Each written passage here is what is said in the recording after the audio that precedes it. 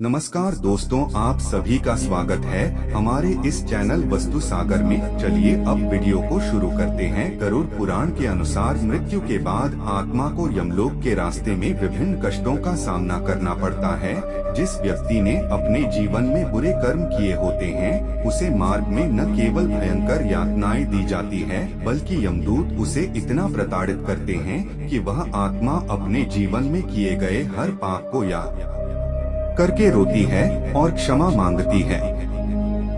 पापी आत्माओं को एक के बाद एक अलग अलग सजाएं दी जाती है। इन्हीं सजाओं में से एक है यमलोक के रास्ते में मिलने वाली भयंकर वैतरणी नदी के कष्ट। यमलोक के दक्षिणी द्वार के मार्ग में आने वाली वैतरणी नदी कोई साधारण नदी नहीं है, बल्कि यह नदी पापी आत्माओं को कष्ट देने के लिए ही बना गई है। यह नदी कितनी भयानक है, इसका अंदाजा आप इसी बात से लगा सकते हैं कि गरुड़ पुराण में भगवान विष्णु ने इस नदी का वर्णन करने से पहले पक्षीराज गरुड़ को सचेत किया था कि वह भी इसका वर्णन सुनकर डर जाएंगे, क्योंकि वैतरणी नदी के कष्ट इतने भयावह है कि जो व्यक्ति इसे सुन ले वह निश्चय ही पाप कर्मों को छोड़कर सत्कर्म करने के लिए प्रेरित हो जाएगा। खून, मवाद और हड्डियों से भरी इस नदी की विशेषता यह है कि यह केवल पापी आत्माओं को ही कष्ट देती है, जबकि पुण्य आत्माएं इसे आसानी से पार कर जाती है। तो आइए इस वीडियो में जानते हैं कि इस नदी का नाम वैतरणी क्यों है, यह नदी आखिर है कहाँ, देखने में यह नदी कैसी दिखती है और पापी आत्माओं को यह नदी क्या क्या कष्ट देती है। किन व्यक्तियों को वैतरणी नदी में फेंका जाता है और गरुड़ पुराण में ऐसा कौन सा विशेष कर्म बताया गया है जिसे करने पर वैतरणी नदी के कष्ट नहीं भोगने पड़ते। इन सारे प्रश्नों के उत्तर आपको इस वीडियो में मिलेंगे, लेकिन आगे बढ़ने से पहले आपसे प्रार्थना है कि हमारे चैनल वैदिक ज्ञान संगम को सब्सक्राइब करें और कमेंट बॉक्स में जय श्री नारायण लिखकर परमात्मा को अपना आभार व्यक्त करें।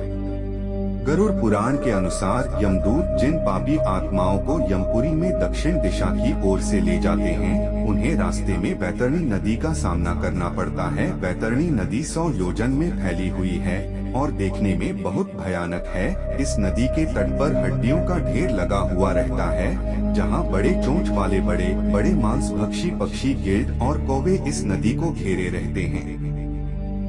गरुड़ पुराण में इस नदी के विभत्स स्वरूप का वर्णन करते हुए लिखा है कि यह नदी रक्त, मांस, बाल, हड्डियां, कीचड़, मवाद आदि से भरी हुई है। इस नदी में पड़ने वाली हर आत्मा असहनीय कष्ट पाती है। पापियों को देखकर यह नदी क्रोधित हो जाती है और भयानक रूप धारण कर लेती है, जिससे इसका पानी गर्म बर्तन में रखे घी की तरह खौलने लगता है और पापी आत्माओं को इसी खौलते पानी से होकर आगे जाना होता है। यह नदी विभिन्न प्रकार के जहरीले कीड़े, घरी, आला, मगरमच्छ जैसे मांसाहारी जानवरों से भरी है, जो लगातार पापी आत्माओं को काटते और उनके मांस को खाते रहते हैं। जैसे ही कोई पापी आत्मा इस नदी में प्रवेश करती है, इस नदी का पानी 12 सूर्य की गर्मी के समान तपने लगता है।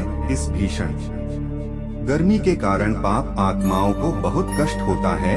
वह यमदूतों से बार बार प्रार्थना करती है कि वह उन्हें उसे नदी से निकाल ले, लेकिन यमदूत उन्हें भाला से मारते हुए उनके बुरे कर्मों को याद दिलाते हैं। वह आत्मा मन की पीड़ा और इस भयंकर गर्मी से बचने का रास्ता ढूंढती है और फिर जब बहुत गर्मी और आत्मग्लानि का दर्द सहे नहीं कर पाती तो बेहाल होकर उस बदबूदार पानी में डुबकी लगा देती है।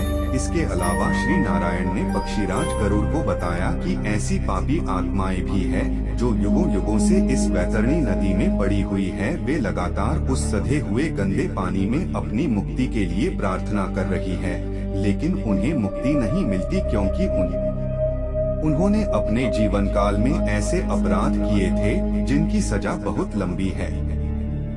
जो लोग अपने आचार्यों, गुरुजनों, माता पिता, बड़े बुजुर्गों का अनादर करते हैं अथवा उन्हें बुरा भला कहकर उन पर हाथ उठाते हैं, मरने के बाद उन्हें इसी वैतरणी नदी में फेंक दिया जाता है।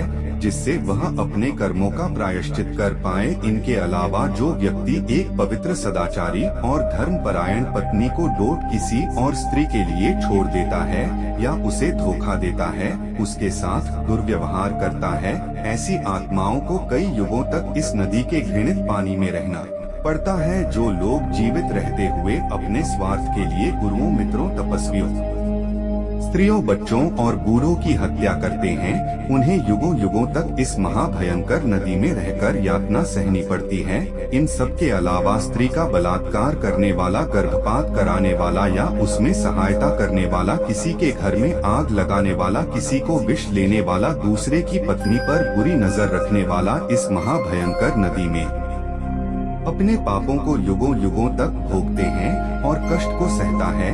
इसके साथ ही झूठी गवाही देने वाला, मदिरा पीने और पिलाने वाला, यज्ञ में बाधा डालने वाला, अपने भाई या दोस्त की पत्नी के साथ संबंध रखने वाला, पीठ पीछे चुगली करने वाला, कथा में विघ्न डालने वाला, व्यभिचार करने वाला, ब्राह्मण कुल में जन्म पाकर भी मांस खा आने वाला, मरने के बाद अवश्य ही वैतरणी नदी के कष्ट पाते हैं। इनके अलावा अपने बच्चों का दोष छुपाने वाले माता पिता या अपनी झूठी प्रशंसा करने वाले व्यक्ति को भी कुछ समय के लिए वैतरणी नदी के कष्ट सहने पड़ते हैं। लेकिन नदी का यह स्वरूप सभी आत्माओं के लिए एक समान नहीं होता। यह व्यक्ति के कर्मों पर निर्भर करता है कि उसे इस नदी का कौन सा स्वरूप दिखाई देगा। यदि कोई व्यक्ति अच्छे कर्म करता है, अपनी जिम्मेदारियों का वहन करते हुए परिवार के सदस्यों की देखभाल करता है, तो वह आत्मा इस नदी को आसानी से पार कर जाती है। शास्त्रों में दान देने को वितरण शब्द से संबोधित किया गया है। जो व्यक्ति अपने जीवन काल में महादान वितरण करता है, वही इस भयानक नदी को आसानी से पार कर जाता है। इस कारण से नदी का नाम वैतरणी है। यहाँ पर समझने वाली बात यह है कि वैतरणी नदी को पार कर लेने का अर्थ नर्क की अन्य सजाओं से मुक्ति कदापि नहीं है। जो पापी आत्माएं गोदान करके यहाँ पहुँचती है, वह वैतरणी नदी पार कर जाती है, लेकिन उन्हें भी उनके कर्मों के अनुसार नर्क की अन्य सजाएं भोगनी पड़ती है।